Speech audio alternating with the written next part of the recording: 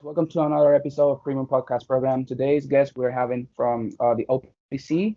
Today we have Cameron Toner. He's the co-founder of OPC. Cam, thanks for your time. And yeah, man, to start, just give them those people that they don't know you a brief introduction of who you are. For sure, yeah. Thank you again for having me on. This is super fun. I'm excited that you're doing this to kind of, try to help the community and do create a community on your own. So I think that's really cool. So I am Cam Toner. I am one of the co-founders of Organic Playing Cards. I that's really my one thing in the community that I do.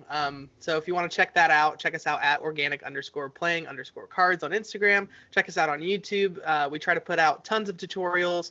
I've put tutorials out for original moves I've created.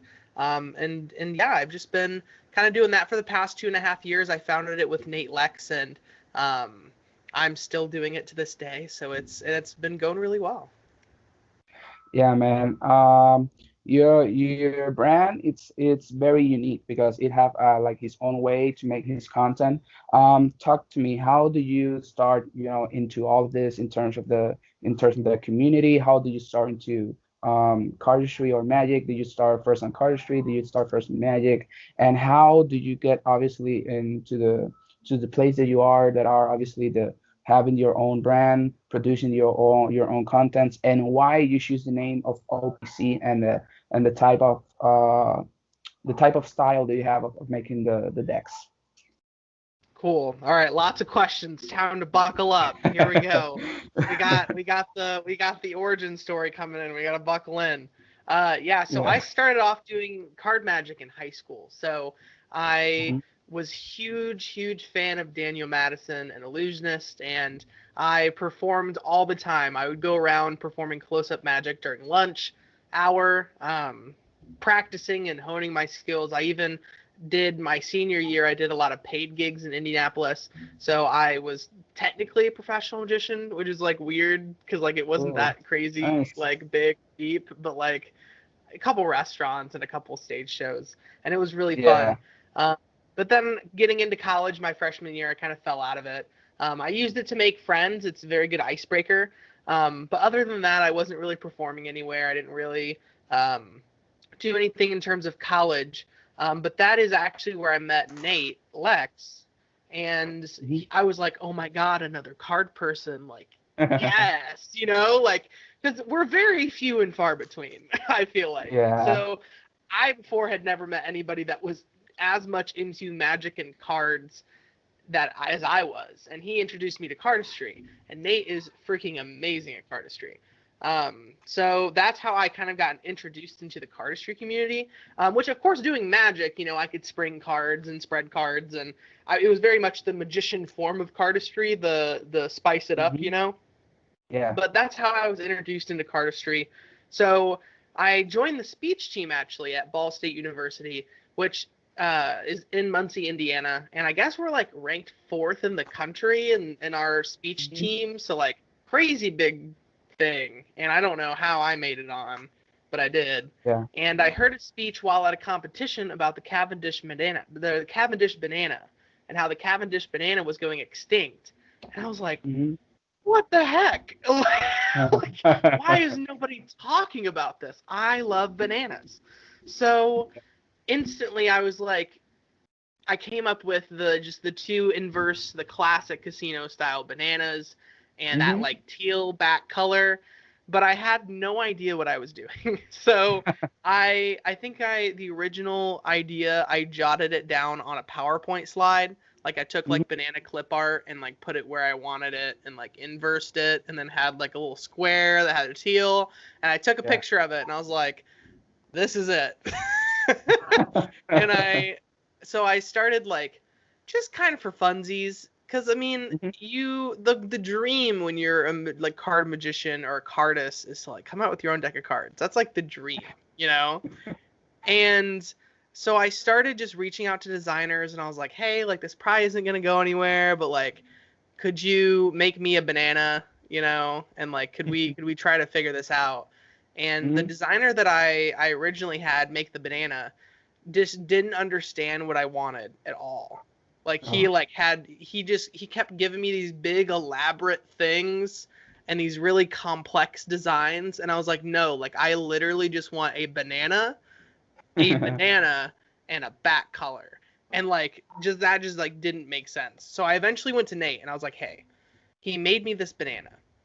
Can you help me?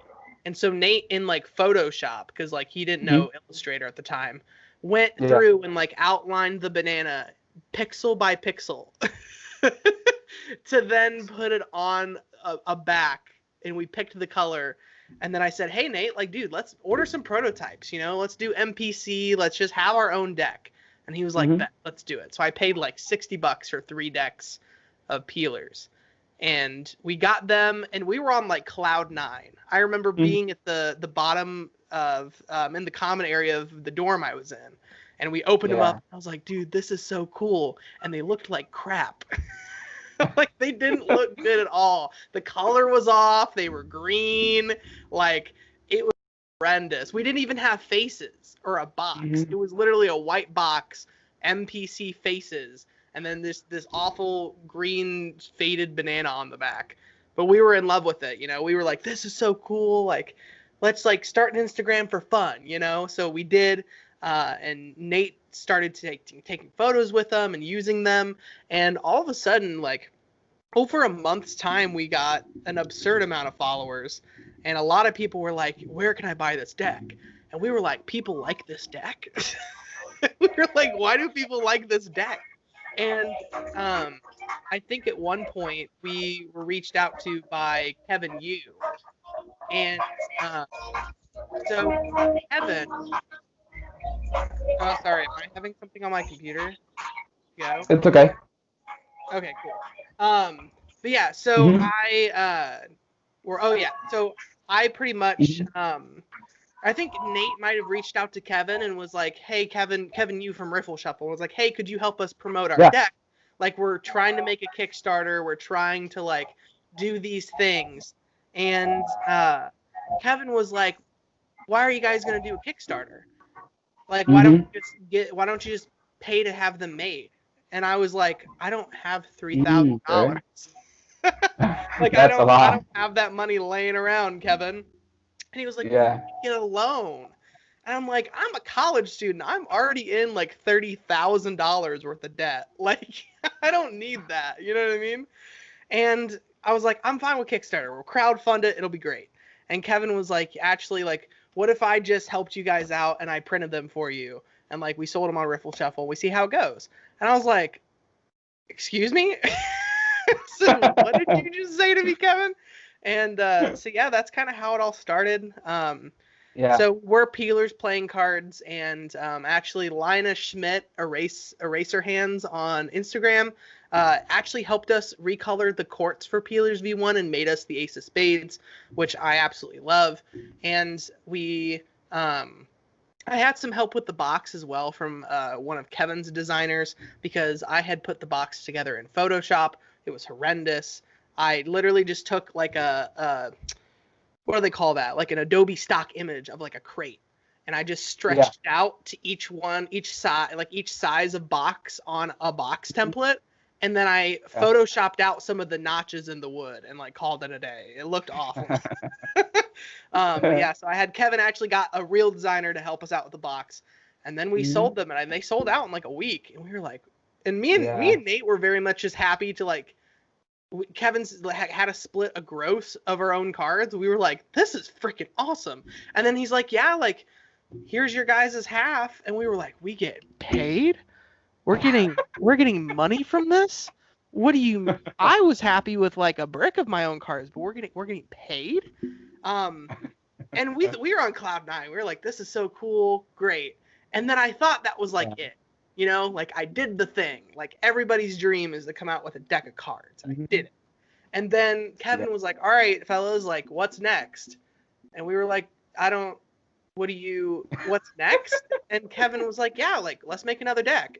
And so immediately I was like hit with the fact that this could be a way bigger thing than what I think it is. And I Hmm. was like, how do we? Because we were peelers playing cards, like let's just come out with another banana Yeah. deck. I didn't want to be a brand that just changed the back color and said, ah, you know what I mean? Like I didn't want Yeah. that because I didn't like that myself in the card community. So Nate and I were really like trying to figure out what we were going to do. And I told Nate, I said, we should change, we should rebrand. We should call ourselves something different. We should expand the view of what we can do with our designs. And I think Nate was like, well, dude, we have to make an orange deck. Like, that's obviously the next fruit. And I think we both looked at each other and we said, squeezers. And we said, and then we both looked at each other and we both said, juice box? And that's where Squeezers V1 came from. So then I'm like, well, what do we call ourselves? And then I thought of the logo of the orange and then PC, and I was like, oh my God, organic playing cards. We can now do Yeah. anything that is organic, which at that time we were like, well, fruit, but it's even better now because we are running out of fruits, but anything can be organic. Vegetables, foods, Yeah. like you name it. Even shirts can technically be organic. Like I Hmm. think we have a lot of space to grow and move with it. So I don't think I left anything out. I feel like that's like the full little origin story of like how we got OPC and Yeah. how we started and Yeah. all that kind of stuff. That's to be honest, man, that's amazing because you pass you're that at the beginning you have an idea of creating the deck for fun, and that's something that was for fun, became something that what is OPC today. And Right. that's amazing, man. I know that your decks, you have like a kind of some type of series of deck. You have the peelers, the squeezers, the snackers, and obviously the carvers and the avocados. Why did you choose like that type of pattern?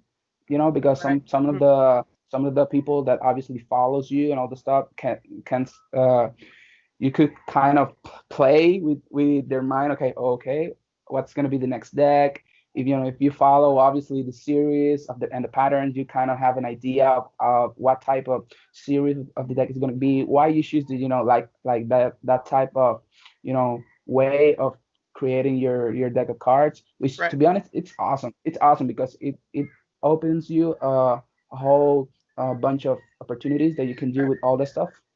Yeah, But yeah. I think the original inspiration for how I wanted to do our brand was, again, I didn't like the whole culture of, well, we'll just change the back color and sell it for the same or more. Like, I didn't, that just, to Yeah. me, I feel like it made it about money. It's not about money. And so, again, one of the people I was in love with in terms of playing card design was Daniel Madison. And I really liked how he had the rounders and how he had the hustlers and how he had the gamblers and each of those deck series, and they changed they Yeah. now those series just kind of changed colors, but it was the same kind of theme Hmm. throughout, and you could tell like all the gamblers looked like they went together, all of the hustlers looked like they went together, and I kind of wanted that. But so then in terms of like the series, I was like, cool, we can do a series, but what we'll do is we'll change the fruit instead of just the color. So Hmm. again, squeezers, when we came up with squeezers, I was like, well, the next one has to be lemons. Like that we if yeah, and then grapefruit, So it's one of those things where yes, it's a recolor, yes, it's the same series, but technically it's all still a different fruit. And we do go Yeah. through, we change the court cards and we try to really like make it its own new deck. Even with the Squeezers V3, we improved the half brick box to like fit the Hmm. cards in there a little nicer. Um, Yeah. so we're always trying to improve. We're always trying to grow. Um, and I think that So. kind of is the perfect Hmm. marriage between having a series look similar but be different. Yeah, and that's something that I've noticed because the series that you have in here, you kind of use the same like concept of using the casino style, Hmm. but you kind of you're not doing the same, but you're having like some elements of this series and putting into this. Like you said before, you change the court cards, you kind of change it that and all the stuff. And here where comes my next question. Um, Obviously, that's designing a deck is not easy, Yeah. but how you get like that brainstorming idea on changing specifically. I want to talk about the court cards. Look, man, Hmm. look this. This looks very awesome because And to be honest, you had to put a lot of work in here. And how do you get like that brainstorming in here? Okay, look, you say something like, okay, I want this king have, like this, or look something like that. How do you get like that brainstorming, and how you put it into the actual work of creating specifically the chord cards of every single, like deck Right. that you have? So usually what happens when we go to the courts is me and our designer sit down and we're like, all right, what are 12 different things you can do with this fruit? And like Yeah. sometimes it's freaking hard. Like I think it was, let me see, I have a deck right here. Sure. Carter's watermelon. I was like, what are Yeah. 12 things people do with a watermelon? Like, how do you. And I think it's really funny because I think in terms of brainstorming, we of course, like there's like, you eat the slice, you have a slice, there's a watermelon, like you carve into the watermelon, and like a popsicle. But then like once you get to like those last couple, you're like, what do people do with watermelon that I've not thought of yet? So I think Yeah. this was us. I hear like and at least the states with college and like fraternities and sororities, they'll do this event called Watermelon Bust, where pretty much you Mhm. put rubber bands around watermelons until they bust open, and it's like a big fundraiser thing. And Yeah. I was like, that's the only other thing I can think of with watermelons. So we literally just like made a watermelon Oh, exploding. And like yeah. that's where we were at. I was like, I don't know what else people do with watermelons. Like, just do it, Yeah. So yeah, and so we sit down, we brainstorm 12 different things, and then I'll go through the courts as well, just sitting here, because we want to try to make each court card look natural, and that has to do a lot with the face. So for instance, this Yeah. Jack of Spades, since his face is facing this way and it's not all the way in Mhm. front, it's easier to have him Mhm. like drinking something or eating something or that Yeah. kind of thing. Where compared to, like for instance, the Queen of Spades, if I can find the Queen of Spades, like her hand is all the way down at the bottom, so, and her face is on the other side. So like you can't Yeah. really have them eating or drinking something. They need to more so be holding something. So kind of just Mhm. knowing the hand shapes and like where the hands are, I kind of play this puzzle game of like, well, this one can do this and this one can do that, and then we kind of Yeah. figure it out from there. So Yeah. That's very awesome because it kind of, makes every single deck unique because you adapt the concept that you're gonna do in the deck. You're adapt into the on how the chord cards are. And right. yeah, uh, since obviously you make a really awesome series of deck of cards, you made some really awesome shirts and all the stuff. But something that, to be honest, that's been really awesome is the OPC Hangouts. Where do you came up on the OPC Hangouts? I am part of the avocado groups, and to be honest, I spend awesome meetings every single week. And one of the, to be honest, that's a way that every single card is because, we are from a lot of parts from the world, and some of us don't have the opportunity to, to interact, to share ideas with us, and that's like a way to, make community. How did you came up with that idea? Which, to be honest, it's awesome. I spent really good time on it. And yeah, how did you came up with everything, and how did you just, okay, I'm gonna do this, let's put this in work, and let's see how it goes. Yeah, so it actually started in March when the pandemic was just starting up, and Yeah. classes had just moved online, like it was getting really bad, at least here in the Hmm. States. And I think I just was like, I'm bored. I don't have classwork because all my schoolwork at that point, it was my senior year. All of my classwork All was right. interactive things because I was a film major, Mm-hmm. so I couldn't Mm. go shoot anything. Like I couldn't be on Yeah. set, so I was just at my house chilling. I was like, well, I've been trying to work on my own cardistry moves, and like I have this little fidgety thing. I was like sitting there trying to figure it out, and I was like, let's just start Instagram Live. So I started Instagram Live, and like 20, 30 people came and hung out for like an hour. And I was trying to figure out this move with them. And this one person was like, dude, I just need to have a Zoom call. Because I need to show you, I can't tell you in words what I need you to do. I need to show you. And at that point, I'm Mm-hmm. like, screw it. Like, let's hop on a Zoom call. Like, I ain't got nothing to do. So I Yeah. then, like, 30 or 40 of us were on this Zoom call for like 4 hours just 4 hours. talking. Yeah, like talking cards and cardistry and like figuring Yeah. that move out. And then we started getting into other people's moves and helping them with that. And then people were like, OPC, like, what do you guys got going on? And like, and then we got into like our personal lives and like cracking jokes. And it was a super fun 4 hours. Like, if you know who Ollie Mealing is, he even like hopped in there and was like, yo guys, like, what up? And like, we talked about different deck ideas and that kind of fun stuff. And I left that call and I was just feeling so full of energy and excitement and community that I was like, why isn't this a thing? Like, this needs to be a thing.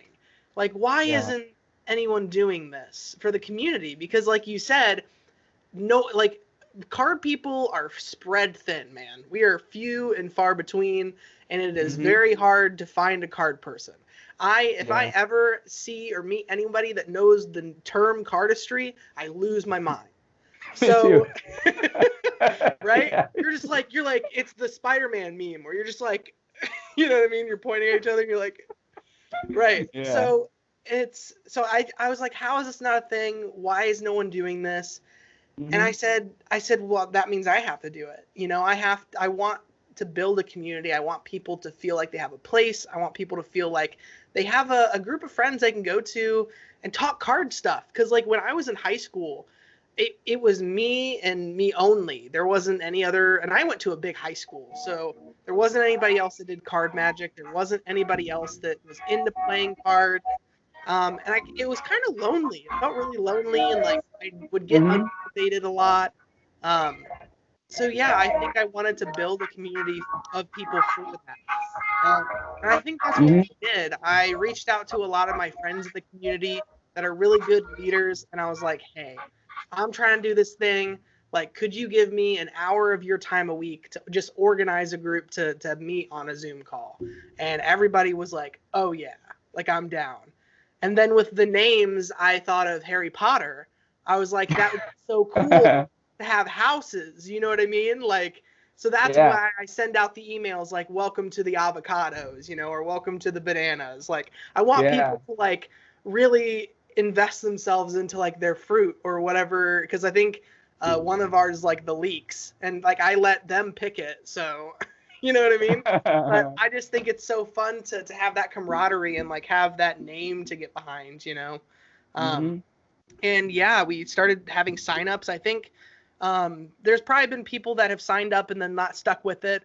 But in terms of Mm-hmm. signups, we have like 350 people Whoa. that have signed up, and that have been Wow. assigned groups, whether they're like in it still or if they've not done it, which is crazy to me that many people are like yes. Um, That that's a lot, man. yeah, so So that's yeah. that's kind of where that came from, was just that one Mm-hmm. call, which is crazy. Yeah.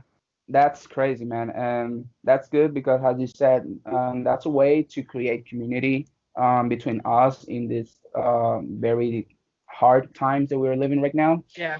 And yeah, talk to me about you've been going to you go to Karshikon. Talk to me, how was that experience, about in terms of personal experience and in terms of the OPC experience, on how you get prepared, how you got into the Karshikon and all the stuff, how it works, how was your, how was the feeling on having, people that say, "Oh, Cam, let's take a picture," or "Man, I love your designs," and all that stuff.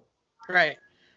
Yeah. So great question to lead into, because like again, CardistryCon up until like that point, that was the only community experience that I had had with cardistry, and I'm like, Oh. this is so dope. Like, other than Nate, I had met one other person in my entire life that did cardistry. Hmm. Like that, again. There's people are so few and far between. So like CardistryCon, just walking around and hearing somebody be like, "Yeah, you hold it in biddle grip." I'm like, somebody knows what biddle grip is? Would somebody just say biddle grip? Like, you know what I mean? It was one of those things, and like I wasn't really like into cardistry Yeah. as like a big passion. I was more so like, oh, like I like cardistry and I do a little bit of it, but I wasn't like actively trying to get better at it. And I just walked around CardistryCon just like, oh my gosh, these people are so good. Like, I literally just filmed. I never turned my camera off. I was just like filming people left and right. It was just such a good experience. Literally one of the best sets of 3 days in my entire life. I made so many friends. I met a lot of people. And I think in terms of OPC, it was a very beneficial time for me because I'm sure you would assume that people at this point were like, oh my gosh, like it's Cam from OPC. The problem is Yeah. that at that point I have really bad anxiety, and I was really afraid of kind of being in the spotlight or people knowing who I was. So Nate was the Mhm. front runner of OPC until about until about like Snackers V1, or I think the end of Squeezers V2 into Yeah. like the deck we or until Slicers. I kind of started to Mhm. get more on the Instagram, started to be more on the stories, like started to kind of make my presence felt, because when we went to CardistryCon, people were like, "Oh, Nate from OPC," and then who's this guy? And I was like, "Oh, like I'm Cam," and they're like, "We don't know who you are," and I was like, "Whoa, Mhm. like I put in all this work, but like no one knows who the heck I am. Like I need to get over this Yeah. No. fear of like being the front runner in like what my company is. You know what I mean? Because like yes, Nate was just as Mhm. much of a part of it as I was, but like to not to kind of be like, well, who are you? You know, I was like, Mhm. oh, you know, it was one of those things where it's like Yeah. I don't want the recognition, like I don't, that's not the point, but it was kind of one of those things where it's like, oh, like people don't know what I do. Like they don't know how involved I am and like what I do for the brand. Mhm. So I think it kind of awakened me to be like more involved in terms of not just the behind the scenes stuff, but in terms of social media and in terms of like talking to our community. And I think that that really helped when Nate ended up leaving, because he had done that for so long. And I think it was really nice that I got a slow transition into like being OPC, you know. Mhm. So Yeah.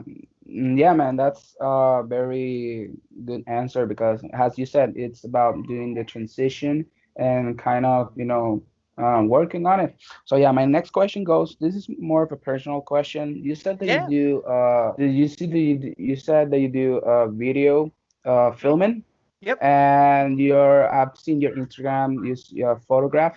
Talk to me a little bit about that. How do you involve in that? How do you involve into filming, into photograph, which is very awesome because I've talked with people that do the same and before, and man, you have to do a lot of things to get a good picture, to get a good video, and you have to spend a lot of hours and spend a lot of time getting good equipment, all the stuff. Talk to me how you got involved into that, and obviously, yeah, and what point you are right now into that specific um topic. Right. So like I said, yeah, I went to school for film, and I actually Mm-hmm. um, was doing video and photo work professionally before I even got into the film major. I Yeah. went into college not knowing what the heck I was doing with my life, which is what I feel like most people do. And Yeah. I actually, again, I was a huge fan of Illusionist, and Peter McKinnon, when he started his own YouTube channel, I was like, oh Mhm. my God, like I know that guy. Like he used to do all the photography and video for Illusionist, and like his work's really good. And I was like, and he, of course, so he did like camera hacks and all this kind of stuff. And I didn't even own a camera. And I was just kind of like, well, I'll watch these because it's Peter. You know, I want to support the people that I enjoyed in whatever they do. So I Mhm. started watching his videos, and like I learned a lot, but like I never really applied it. And then a friend came to me her senior year, and it was my freshman year, and she was like, "Hey, I need senior photos taken, but I can't find anybody to take them." And I was like, "You know what? Like I have actually been watching a ton of tutorials. Like let me take your senior photos." I borrowed my Mhm. roommate's really like old camera that like he had only ever used to like take photos of dumb things around the dorm room that he never used. And we went out, and I used that in my iPhone and took her senior photos and edited them. And like that just opened up the world of photography and eventually videography for me, because I absolutely fell in Yeah. love with it. And then right off the bat, I invested in a camera. I learned how to use it. I started taking photos. I started then, marketing myself and being like, oh, hey, like, you need portraits done? Like, let me take your portraits. And it just kind of built from there, in terms of it Hmm. becoming something that I got really good at. And I think it helped, having that inspiration of Peter off the bat. Which, like, I wasn't even watching his videos because I wanted to learn it at first. I was just like, oh, it's Peter, and like I want to support him, and then it turned into me being like, this is dope, you know. So Yeah, I no, think it was man. very fun. I think it kind of going through my it at this point it's really benefited me with OPC because I've been the one that's been producing all of the photography and all of the video that we've ever done. Hmm. So that's I've really gotten good at product photography and I've really gotten to enjoy product photography with my own cards. And then of course the trailers that we come out with for each deck are really fun for me to do. I really enjoy planning those out and coming up with a story and buying a Indiana Jones costume to go sweat my butt off in That the middle sounds of the very awesome. woods. Like it's that kind of stuff that just really gets me excited. Not just about the cards, but just to go film and make something really cool. Yeah, man, that's very awesome, man. To be honest, um, that's very good way to combine both things that you do, and yeah, that's very cool. So yeah, my next question goes, you said that you work with Rifle Shuffle. Talk to me about that experience that you got of working with Rifle Shuffle. I know that Kevin Yu is very experienced man in the community because he has his own producing company. He produces Yep. own deck of cards. Talk to me what was your experience on working with him, and obviously how much do you learn in the process with working with him? Yeah, Kevin is insanely amazing. Kevin is I we wouldn't be here without Kevin. It's one of those things where I think I owe him a lot because he kind of saw the potential in what we were doing and how passionate we Hmm. were about it and like gave us a Yeah. shot. No one just throws however much it takes to print 2,500 decks, like 4 or 5 grand at somebody, and is like, print this deck of cards. You know what I mean? We're just like, what? You just got Uh, that lying around, Kevin? I like to call him the bank of Kevin. So I, but he does so much for the brand. Kevin actually is part ownership of OPC. So after we kind of took off and we came out with our first couple decks, he was like, okay, like I technically want this to be separate from Riffle Shuffle, and he was like, but if you ever want to keep Riffle Shuffle in the loop, I would really like that. And that's why we do all of our early bird specials on Riffle Shuffle, just because, yeah. again, I think it's very important to give back to the place that let us start, And Yeah, of with the course. last good amount of releases, we've not even gotten past early bird. If we ever do get past early bird and have decks left, then we do try to sell them on our site as well. But I think Riffle Shuffle is just a good place for the community to be exposed to our cards, as well Hmm. as if we bring new people to the community, they also get to know what Riffle Shuffle is, and they're not just Yeah. pigeonholed into fruit cards. They have other options and other cards that they can go buy. Hmm. But yeah, working with Kevin is amazing. He is so knowledgeable in terms of production and in terms of being able to figure out an idea. I was like, Kevin, I want to put a deck in a bag. And he's like, cool, I got it. And I was like, seriously? And he's just like, yeah, I'll find somebody. He's like, I'll make it work. Don't worry. We'll print bags, put the decks in the bags. I was like, can we make them scented? He goes, yeah, send me some perfume, bro. I'll throw some in there. And I was like, okay, just make all my dreams come true, Kevin. Just make all my dreams come true. And then we put a deck in a bag. Like, it's one of those things where Kevin is very helpful in terms of trying to, because you have to kind of hug this line of crazy ideas and how doable it is. Yeah. Like, you can have this really crazy cool idea, but if like it can't be executed well, then like maybe you shouldn't do it. So like Mhm. I think he kind of brings me down to earth and kind of keeps me in that nice little middle spot, in Yeah. terms of what we can do with our packaging, um, which especially with us, that's kind of I think what we're known for, um, is the packaging and the opening experience, which I think we want to take even further Yeah. in the future. So Yeah, man, that's something that is amazing because obviously you obviously learn on the process and how to work with it and all that stuff. And at the same time, it's very good to have a person like Kevin that kind of helps you. And at the same time, you learn a lot in the future to when you're going to evolve and do more stuff. So yeah, my last two questions are, you know that in with COVID, everything just changed. I mean, yeah. everything has changed. Obviously how COVID affect you in the terms of work and stuff in terms of OPC, okay? And the other question that is the last one, what's gonna be the next for OPC? So Right. yeah, those are like my last two questions. Cool. Yeah. So COVID has been a like I think COVID's been hard for everybody. Luckily with like I said, my classes were pretty much over super early, so I was like, cool, you know. But for OPC, I think in terms of our production schedule, we were very Mhm. ahead of things, and I think that really benefited us with being able to come out Yeah. with how many decks we've come out with this year. I think Mhm. the only thing that kind of got messed up a little bit was like the order of decks that we had planned. Um, Yeah. a lot a lot of people instead of avocados were like Uh-huh. we're saying it's going to be a Halloween themed pumpkin deck, and I was Yeah. like, trust me, friends. Oh, I wanted it bad. Uh-huh. Like that's what I thought we were going to do this year was like Halloween carvers, and then Mhm. COVID hit, and the problem is when you're producing cards as many as we do, it's not like a 2 month process. It's like a Yeah. 7 to 8 month process.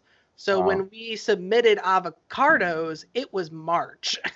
So we were like, and USPCC was pretty much closed down. So like we had Mhm. no idea if our deck was even going to be done by October, because they take 3 to 4 months to print all your decks. Mhm. So Yeah. and of course, if you do a Halloween pumpkin deck and you don't Mhm. come out with it the week before Halloween or on Halloween, you should just take them all and you put them in a field and you pour Mhm. tiki oil all over it and you just let it go. You know what I mean? Like you can't miss Yeah. that date. So I think Yeah. just to be safe with production, we were like, okay, let's do this other Mhm. fun dope idea we have and like keep that on the back burner. So I know a lot of people are upset about that, but other than that, I think our production has been really good. Avocados are coming out tomorrow actually while Yeah. we're making this, and Mhm. I know it's a little rough just because we came out with the deck a month earlier, and so it's a little quick of a turnaround. We try to come out with decks every 2 months, just to kind of space it out and not oversaturate our own market. But Mhm. I think that we have this deck and one more printed. Like, why not sell them before the year's over? So we Mhm. do have one more deck coming before the end of this year. I'm very excited for that deck as well. I don't think Yeah. anybody's ready for it. I think it's gonna, the community is gonna go nuts. I'm very excited. Yeah. Um, but yeah, I think that we did a really good job of handling COVID in terms of production and in terms of OPC. Um, and yeah, I think we as a company also kind of took advantage of the global situation in terms of well, we can't go anywhere, why not create OPC hangout groups and like try to help our community. I think that that's one of the biggest things that I think came out of COVID for us was the OPC hangout groups, and again, like we talked about, allowing people to have community because they can't outside of their apartments or their house, you know what I mean? So I think that that's one of Yeah. the biggest benefits that we wouldn't have had without COVID happening. So Mhm. and then I think the last question you had was in terms of like what's next for OPC. I'm really excited for this next year. I know I'm like everyone, once they buy the deck that comes out, they're like, all right, what's the next deck? You know what I mean? People are always like, Yeah. what's the next one? And I'm very excited for this next year because we're gonna do a lot of cool things. We have a lot of things planned that I don't think the community will expect. We're definitely, I mean, we're running out of fruits. I don't think that's a secret. Just because we've Yeah. made a lot of decks, and I think rather than trying to uh, to make a fruit work that we're not confident in, that we're like, I don't know how that would look. There's so much more to expand to. So I really do think that this next year that we are going to be expanding from fruits into vegetables and food, and really taking the brand to the next level, doing some really cool, Yeah. fun things. And I'm really excited for it. I think it's going to be awesome. I'm very excited to kind of branch out more in the community as well. Mm-hmm. Try to get new people featured in the trailers, try to have new tutorials on the channel, build our community more. I think that this is just the beginning of where OPC can go in terms of community. And I always try to make it community based first, just Mm-hmm. because without the community, I think we talked about this before we started recording. Mm-hmm. Without the community, I don't get to do this. Like, I don't get to do my dream job, which, like, Yeah, man. so I don't understand people that are in my position that take advantage of the community and don't care or don't seem to care about the community. Like, it blows my mind that, like, Mm-hmm. the community even allows that, you know? So I want OPC to kind of be the change in terms of that, of being community driven. Um, and yeah, with that being said, lastly, I know with avocados it's 3,000, and like I said, we put those in March. So like Squeezers V3 hadn't sold out in an absurd amount of time before that. So I'm sitting Yeah. here like stressed out, like, oh no, like they're gonna hate us because we didn't print so many. Like, so next year you will see increased print runs. Like, me and Kevin are like, all right, like, y'all keep showing up, we're gonna give you more decks, you know. So if you guys keep Yeah. showing up, like, we're gonna increase print runs. We want our decks to be available, which is why we sell them at an affordable price. We try to find that sweet spot to where we don't have a bunch of inventory that's sitting in a warehouse somewhere that we can't get rid of, but at the same time, like, people have time to go get them if they want them. So it's still trying to strike that balance between supply and demand. Yeah, man, and that's very awesome. And to be honest, that's what makes a brand successful, and that's what makes the community to get more into it. Those little details that I always said that it's not the the more things that you do, is the how hard you put on those little details, and that's why it makes a brand successful. So yeah, man. Obviously, thank you for your time. I know that we're very busy and taking your time to make this interview. I really appreciate that. And yeah, as Cam said, the avocado deck will be available tomorrow. Obviously, this interview will be available on tomorrow because we're recording this a day before. So yeah, yeah.